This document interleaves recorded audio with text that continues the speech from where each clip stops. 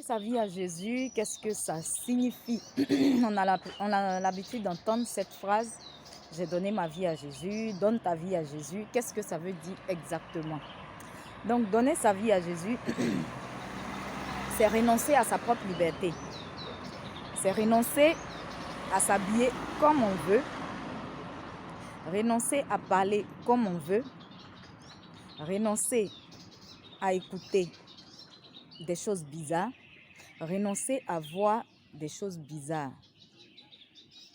Donc, c'est décider de changer la manière dont on vivait avant de connaître Jésus, avant de lui donner sa vie.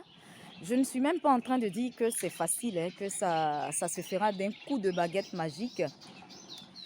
Mais tout commence par la volonté. La volonté qu'on a de changer. Mon frère, ma soeur, si tu dis que tu as donné ta vie à Jésus et que rien de ta vie passée n'a changé, que tu continues à être à l'aise dans ta même vie d'avant, que tu ne trouves vraiment rien de changé, c'est que tu n'as pas encore vraiment pris la décision. Tu n'as pas encore cette volonté-là de donner ta vie à Jésus. Donner sa vie à Jésus, on pourrait résumer ainsi, simplement, c'est décider, accepter de perdre sa propre vie au profit de sa foi en Jésus. Donc, c'est laisser Jésus, en fait, vivre en nous.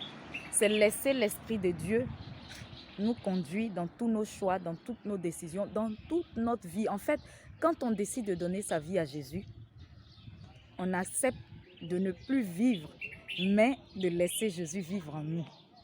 Alors, mon frère, ma soeur, tu as là deux choix. Soit tu décides de préserver ta vie parce qu'elle est très précieuse à tes yeux et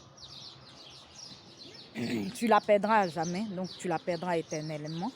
Soit tu décides de la donner à Jésus et tu seras sauvé éternellement. Il ne faut pas m'en vouloir au pardon. Moi, je ne fais que te faire la commission parce que je t'aime de l'amour du Christ. Toi-même, il faut écouter ce qu'il a dit. En Marc 8, verset 35.